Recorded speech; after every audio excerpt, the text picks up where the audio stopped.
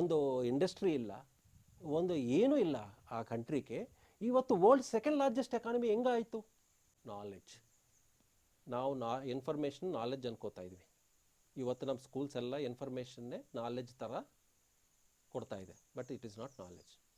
Knowledge ಅನ್ನೋದು ಈ information ನೀವು ನಿಮ್ಮ ಜೀವನಕ್ಕೆ, ಪಕ್ಕವ್ರ ಜೀವನಕ್ಕೆ ಒಳ್ಳೇದು ಮಾಡೋಕ್ಕೆ ಹೆಂಗೆ ಕನ್ವರ್ಟ್ ಮಾಡ್ತೀರ ಅನ್ನೋದು ನಾಲೆಡ್ಜ್.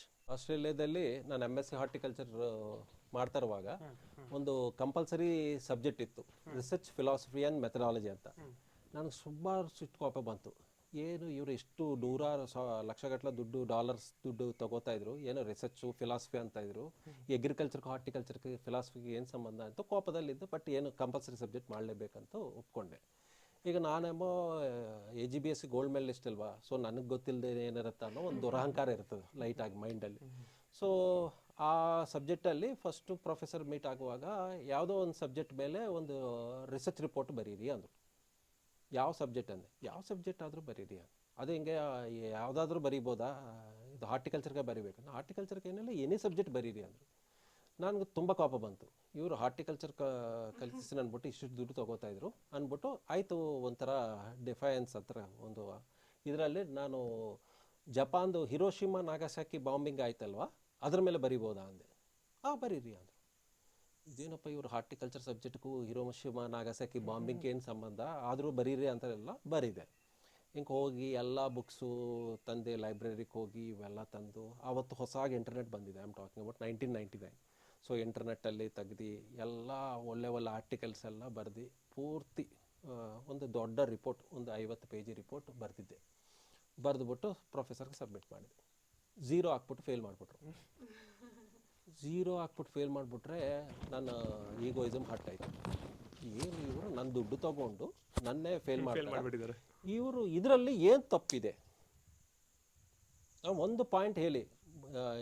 ಎಷ್ಟು ದೊಡ್ಡ ಬಾಂಬ್ ಹಾಕಿದ್ರು, ಎಷ್ಟು ಲಕ್ಷ ಜನ ಸಾಯಿದ್ರು, ಯಾವತ್ತು ಹಾಕಿದ್ರು, ಹೆಂಗೆ ಹಾಕಿದ್ರು, ಆ ಪೈಲಟ್ ಯಾರು, ಅಮೆರಿಕಾ ಯಾವತ್ತು, ಈ ಎಲ್ಲ ಪ್ರತಿ ವಿಷಯ ಮಾಡಿದ್ರಿ. ಆ ಬಾಂಬಿಂಗ್ ಹಾಕುವಾಗ ಹಿರೋಶಿಮಾದಲ್ಲಿ ಎಷ್ಟು ಜನ ಸತ್ತಿದ್ರು, ನಾಗಸಾಕಿದೆಲ್ಲ ಎಷ್ಟು ಜನ ಸತ್ತಿದ್ರು, ಎಲ್ಲ ಹಾಕಿದ್ದೀನಿ. ಇದರಲ್ಲಿ ಏನು ತಪ್ಪಿದೆ ಹೇಳಿ, ನಾನು ಒಪ್ಕೋತೀನಿ.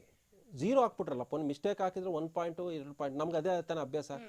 ಇದು ಸ್ಪೆಲ್ಲಿಂಗ್ ಮಿಸ್ಟೇಕ್, 1 ಮಾರ್ಕ್ ಮಿಸ್ಟೇಕ್ ಅಂದ್ಬಿಟ್ಟು ಹಾಕೋದು, ಅದರಲ್ಲೇ ಬಂದಿರೋ ಎಜುಕೇಷನ್ ಸಿಸ್ಟಮ್ ನಮ್ಮದು.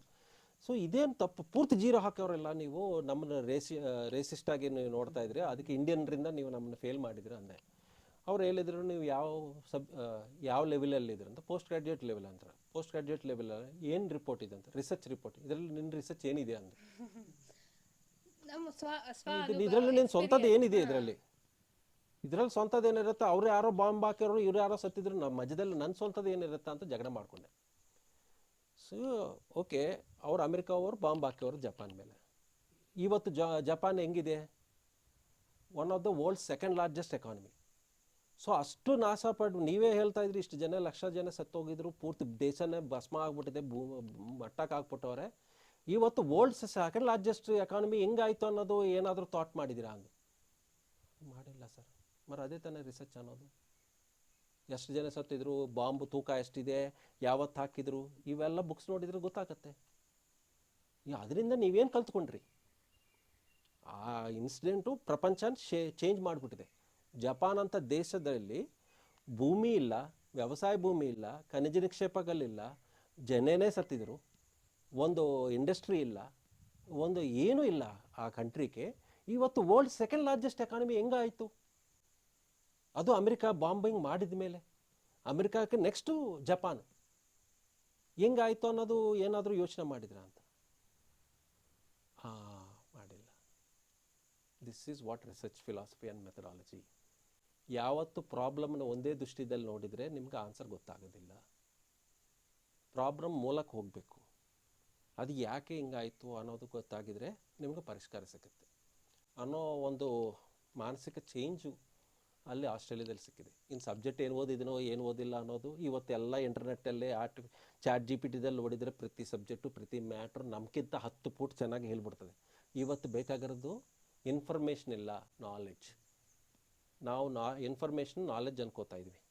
ಇವತ್ತು ನಮ್ಮ ಸ್ಕೂಲ್ಸ್ ಎಲ್ಲ ಇನ್ಫಾರ್ಮೇಷನ್ನೇ ನಾಲೆಡ್ಜ್ ಥರ ಕೊಡ್ತಾ ಇದೆ, but it is not knowledge. Knowledge ಅನ್ನೋದು ಈ ಇನ್ಫಾರ್ಮೇಷನ್ ನೀವು ನಿಮ್ಮ ಜೀವನಕ್ಕೆ ಪಕ್ಕವ್ರ ಜೀವನಕ್ಕೆ ಒಳ್ಳೇದು ಮಾಡೋಕ್ಕೆ ಹೆಂಗೆ ಕನ್ವರ್ಟ್ ಮಾಡ್ತೀರ ಅನ್ನೋದು ನಾಲೆಜ್. ಈ ನಾಲೆಜ್ ಅನ್ನೋದು ಬರೋದು ಎಲ್ಲ ಫಿಲಾಸಫಿ ಮೇಲೆ ಬರುತ್ತೆ. ಸೊ ನಿಮ್ಮ ಫಿಲಾಸಫಿ ಕರೆಕ್ಟಾಗಿದ್ದರೆ ಈ ನಾಲೆಜು ನಿಮ್ಗೆ ಬರುತ್ತೆ. ಇಲ್ಲ ಅಂದರೆ ಇದು ಇನ್ಫಾರ್ಮೇಷನ್ ಥರ ಇರ್ತದೆ. ಇವತ್ತು ನಿಮ್ಮನ್ನು ಕೇಳ್ತಾರೆ, ನಾಳೆ ಇಂಟರ್ನೆಟ್ಟಲ್ಲಿ ಕೇಳ್ತಾರೆ, ನೀವಂತೂ ರಿಪ್ಲೇಸ್ ಆಗ್ಬಿಡ್ತೀರಿ. ಇವತ್ತು ಪ್ರಪಂಚಕ್ಕೆ ಬಂದಿರೋ ಯಾಕೆ ದೊಡ್ಡ ಮುಪ್ಪು ಇದೆ. ಇವರೆಲ್ಲರೂ ಎದುರ್ಕೋತಾರದು ಏನಂದರೆ, ಎಲ್ಲರೂ ನಾಲೆಜು ಮೈಂಡಲ್ಲಿ ಇನ್ಫಾರ್ಮೇಷನ್ ಇಟ್ಕೊಂಡು ಕೂತವ್ರೆ. ಯಾವತ್ತು ಈ ಇನ್ಫಾರ್ಮೇಷನ್ ಇಂಟರ್ನೆಟ್ಟಲ್ಲಿ ಸಿಕ್ಬಿಡ್ತದೋ ಇವ್ರ ಕೆಲಸ ಇರಲ್ಲ. ಸೊ ನಾಲೆಜ್ ಬೇಕು, ಇನ್ಫಾರ್ಮೇಷನ್ ಇಲ್ಲ. That is what I learned from my education.